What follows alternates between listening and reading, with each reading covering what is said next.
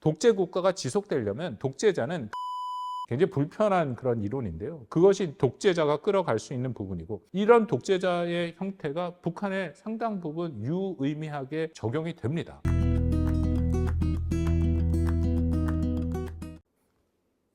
안녕하십니까. 박홍근의 북한과 세계를 시청해 주신 여러분께 진심으로 감사드립니다.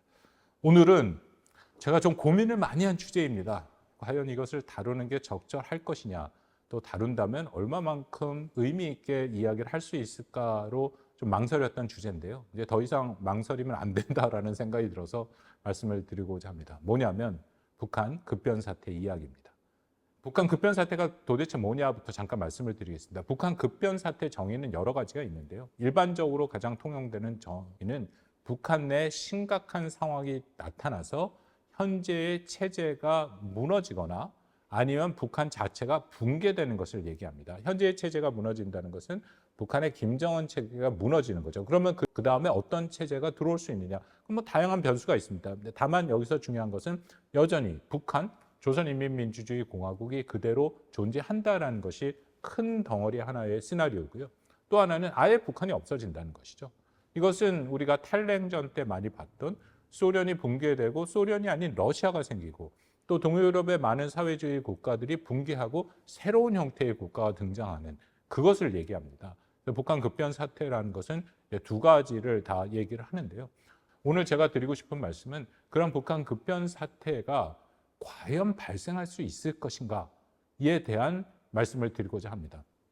제가 이런 말씀을 드리는 게 요즘 인터넷상이나 여러 상황에서 북한의 급변 사태, 어떻게 보면 북한 붕괴론이죠. 많이 얘기가 되고 있습니다.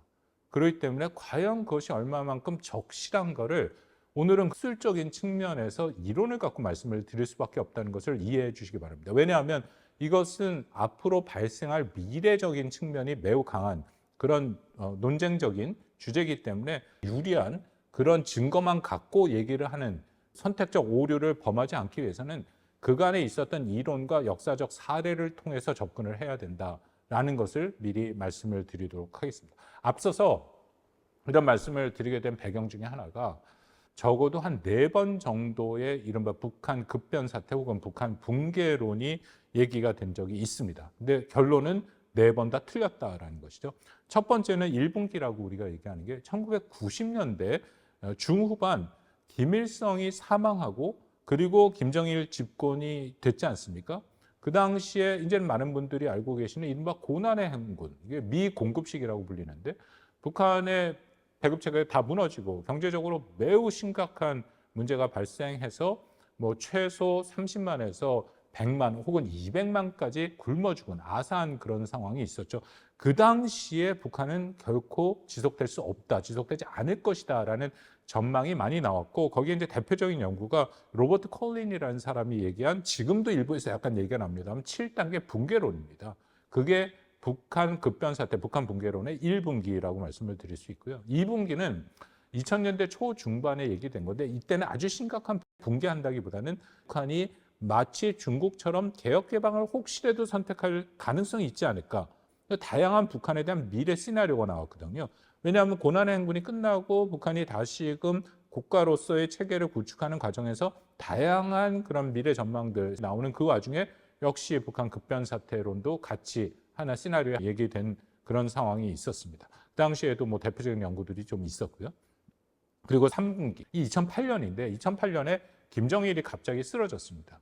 북한의 후계 구도가 불명확했죠. 김일성 시기에는 김정일이 오랫동안 후계자로서의 자리를 차지하고 있었기 때문에 김일성이 사망한 이후에도 북한이 계속 지속될 수 있다라는 것에 대해서는 어느 정도 안전판이 있었다면 2008년에는 그 당시에 김정은이 등장하지도 않았고 후계 구도가 확실치도 않았기 때문에 다시금 한번 특히 이때 얘기가 된 게 과연 북한이 전무후무한 3대 세습이 가능할 것인가. 거의 의구심이 컸죠. 그렇다면 북한의 급변 사태가 올 가능성이 높다라는 것이 바로 3분기 때 많이 얘기됐던 것이고요. 4분기는 2012년 김정은 체제 등장입니다. 이때 아랍의 봄이 있었죠. 그 당시에. 아랍의 많은 정말 30년, 40년 된 독재 국가들이 다 붕괴해버리고 독재자들이 다 물러나고 비참한 죽음을 당한 사람들 많이 있습니다만 민주화의 가능성이 굉장히 제기되는 그런 시기와 맞물려 있었습니다. 그렇기 때문에 그 당시에 많은 적지 않은 연구들이 북한에도 이런 아랍의 봄이 발생할 가능성이 있지 않은가. 이제 그것이 북한 급변 사태의 4분기였는데요. 아까 처음 말씀드린 것처럼 이 네 가지에 결코 북한이 급변하거나 혹은 북한이 붕괴하거나 하는 모습은 나오지 않았다라는 것이 전체적인 북한 급변 사태의 연구에서 최종적으로 예측이 맞진 않았다라는 말씀을 드리도록 하겠습니다. 근데 최근에 다시금 이 얘기가 나오는 게 몇 가지 근거가 나오고 있습니다. 첫 번째는 북한의 엘리트층들의 이탈이 증가하고 있다라는 것이죠. 이것은 뭐 사실입니다. 왜냐하면 우리가 이것은 정확하게 숫자를 갖고 얘기를 할 수 있으니까요. 통일부 자료에 따르면 뭐 8월 달에 나온 통일부 자료입니다만 김정일 시기인 1997년부터 2011년 12월까지 북한의 엘리트층의 탈북은 54명. 여기서 북한의 엘리트층이라는 것을 어떻게 구분했냐면 한국으로 탈북을 했을 때 따로 관리를 하는 그런 층을 얘기합니다. 북한에서 고위층에 있었던 사람들을 얘기하는 것이고요. 그렇기 때문에 김정일 시기에는 54명, 근데 김정은 체제가 들어선 이후에는 지금까지 134명, 숫자가 많이 늘었죠. 이거보다 더 중요한 것은 김정일 시대 전체 탈북민이 23,027명이었는데 엘리트 비율은 0.23%인데 반면에 김정은 시대의 탈북민은 1,985명입니다. 여기서 엘리트 비율이 1.22%, 5.3배 증가했다는 거죠. 그렇다면 현상적으로 숫자로 보이는 것은 분명히 엘리트층의 이탈이 증가된 것은 맞습니다. 또 하나의 북한 스스로가 인정한 부분도 있습니다. 이게 뭐냐면 2021년 8차 당대에서 당내 혁명적 규율 수립이 매우 중요하다라고 주장을 했고요. 그러면서 당 규율 조사부와 또 법무부를 신설했습니다. 이것은 그만큼 엘리트층을 중심으로 하는 당을 통제하겠다라는 생각이 매우 강했던 것이고요. 그리고 2024년 1월, 올해 1월에 제1차 당 규율 조사 부분 일꾼 강습회를 개최했습니다. 그것은 말씀드린 것처럼 간부층에 대한 규제가 필요했고 또 내부 통제가 강화돼야 된다. 이것은 전체적인 엘리트층을 이전보다는 확실히 더 붙잡고 가야 되고 이들을 다잡을 필요가 있다는 것을 북한 스스로가 보여주는 그런 조치였다라고 생각이 됩니다.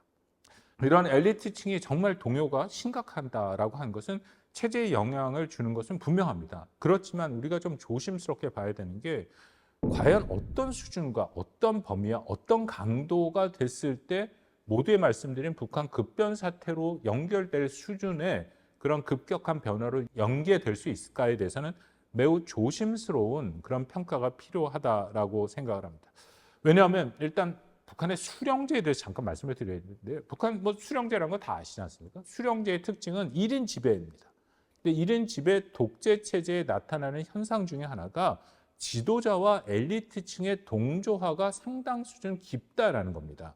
특히 북한의 내부 급변 사태가 만약 발생을 하려면 뭐가 전제가 돼야 되냐면 김정은 체제에 대한 대안이 있어야 됩니다. 그러니까 엘리트층들이 뭔가 김정은의 수령 체제 외에 다른 것들을 선택할 수 있는 그 선택지가 있어야 된다는 것이고요.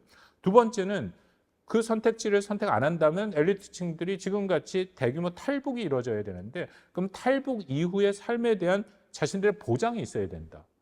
근데 그런 면이 확실치 않다라면은 과연 엘리트층들이 북한의 김정은 체제에서 어쨌든 자신들이 누리고 있는 기득권을 포기하고 올 것이냐에 대해서는 조심스러운 선택이 필요하다. 그래서 그 연구 중에는 이런 것이 있습니다. 황금 낙하산론이라는 게 있는데 뭐냐면 독재 체제가 붕괴되는 과정 혹은 붕괴될 조짐 혹은 붕괴를 이끌기 위해서는 엘리트층들의 이탈을 끌어내야 되는데 그러기 위해서는 그 엘리트층들이 그 현재 있는 체제에 반대할 경우에는 그들에게 책임을 묻지 않고 그들에게 금전적인 보상을 해주는 어떤 조치들이 필요하다. 그래서 황금 낙하산을 씌워줘야 된다. 이제 그런 얘기들이 나오는 것입니다.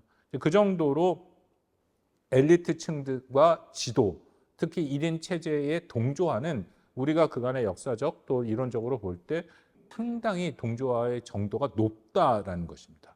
그래서 제가 말씀을 드립니다만 현 엘리트층의 이탈이 정말 북한 체제의 근본적인 내구성의 훼손을 갖고 와서 급변 사태로까지 이어질 것인지 다시 말씀드리면 체제 붕괴 조짐인지 아니면 일반 주민 통제를 위한 간부층의 일정 수준 결합 과정에서 나타나는 일부 이탈인지 이런 부분들은 우리가 좀 조심스럽게 접근할 필요가 있다고 생각합니다. 여기서 제가 하나의 다른 또 이론을 좀 설명을 드려야 되겠습니다. 이 승리연합이라는 것인데요. 선출자 이론이라고 해서 미국의 브루스 부에노 데 메스키타라는 그런 학자와 알라스테어 스미스라는 학자가 주장한 건데요. 이게 국문으로도 나와 있는 책입니다. 독재자의 핸드북이라는 책인데요. 이게 무슨 얘기냐면 독재자가 있는 그 국가는 독재자 한 명과 그들을 추종하는 세력, 핵심 엘리트층이 연합해서 국가를 끌어가고 그들이 승리연합을 만든다는 거죠.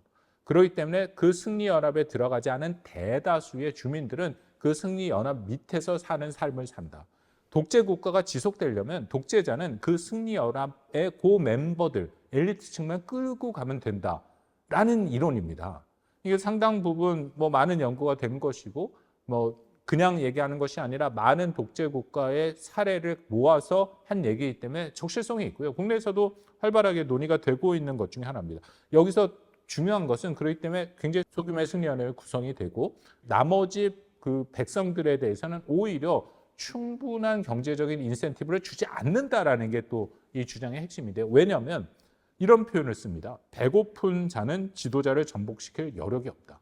그러니까 오히려 일반 주민들을 충분하게 경제적으로 편하게 해주거나 경제적인 풍요까지는 아니더라도 그 정도 수준이 된다면 오히려 지도층에 대한 도전을 할 수 있기 때문에 그들의 삶은 핍박하게 가는 것이 높다. 굉장히 불편한 그런 이론인데요. 그것이 독재자가 끌어갈 수 있는 부분이고 이런 독재자의 형태가 북한에 상당 부분 유의미하게 적용이 됩니다. 이것을 활용한 연구들도 적지 않게 있고요. 적용이 됐다. 이것 자체가 논쟁이지만 적용이 됐다라고 제가 전제하고 말씀을 드리면 여기서 핵심은 그러면 과연 북한이 유지하고 있는 북한의 현재 상황에서 승리연합을 구성하는 이 핵심, 엘리트층의 규모가 도대체 몇 명이냐가 매우 중요할 겁니다. 그래서 만약에 그 규모가 소수면 말씀드린 것처럼 엘리트층의 이탈이 이 정도 수준에 이루어졌을 때 북한 체제의 근간을 이루는 승리연합 자체를 훼손시킬 수 있을 것이냐 그 부분인데요. 근데 여기서 어려움이 있습니다. 왜냐하면 북한 내에서 엘리트층과 북한 김정은과의 이른바 승리연합의 정확한 숫자를 판단하기가 매우 어렵다는 거죠. 여기에도 적지 않은 연구가 있습니다만 최고 적게 말하는 게 300명에서 많게는 수천 명, 수만 명까지 있습니다. 이 부분은 북한이 워낙 갖고 있는 체제의 폐쇄성과 정보의 불투명성으로 정확한 판단은 어렵다라는 것이죠. 근데 중요한 것은 과연 그런 승리연합이 훼손될 만큼의 수준에 도달했느냐. 그 부분은 판단이 쉽지는 않다라는 것이고요. 만약에 그 정도 훼손이 아니면 지금 보이고 있는 북한 엘리트층의 이탈은 일종의 탈출이 될 수 있습니다. 이게 1970년대에 나온 Exit, Voice and Loyalty라고 아주 고전이죠.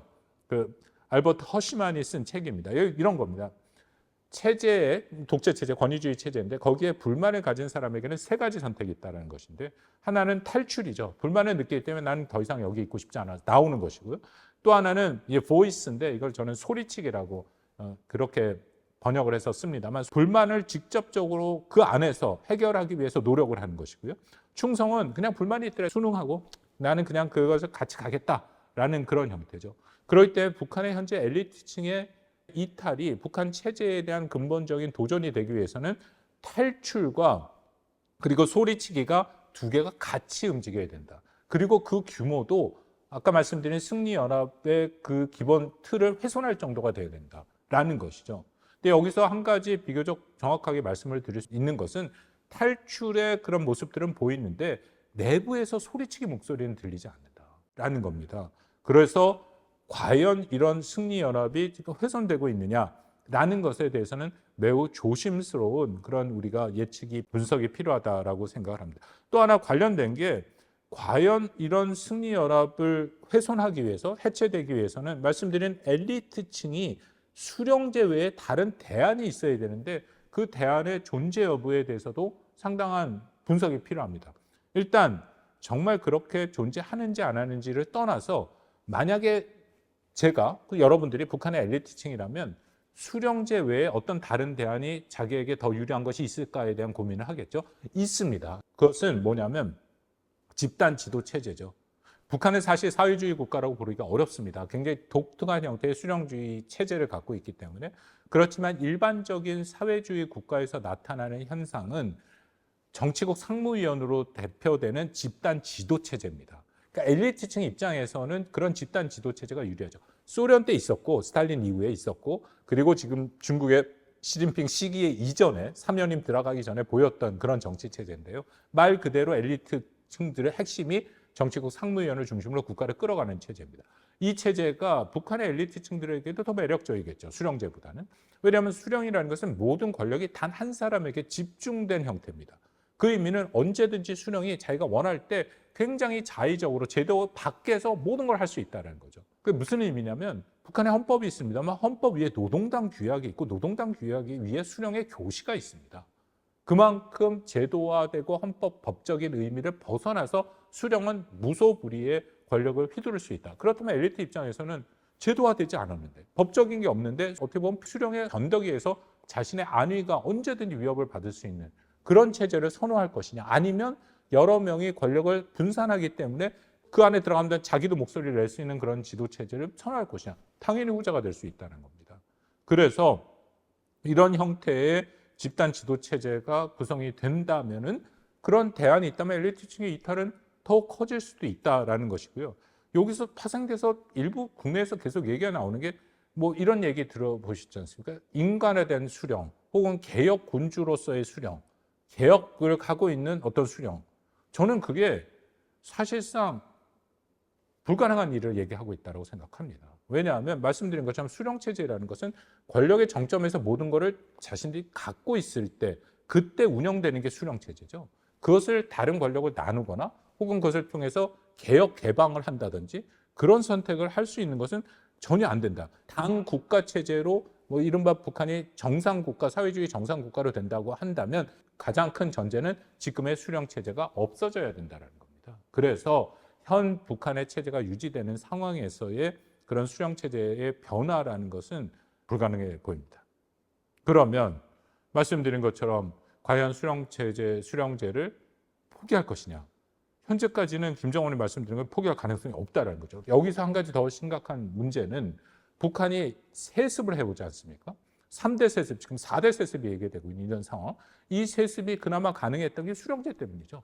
수령제가 있기 때문에 절대 권력을 갖고 있어서 선대의 정통성, 수령이라는 선대의 정통성을 이어받아서 갈 수 있는데 만약에 이것을 없애버린다면 4대 세습도 굉장히 도전받을 수밖에 없는 그런 이유에서 현재까지 이 수령제가 바뀌거나 그렇다면 엘리트층이 뭔가 대안을 갖기는 어렵다라는 것이 저의 현재 생각입니다.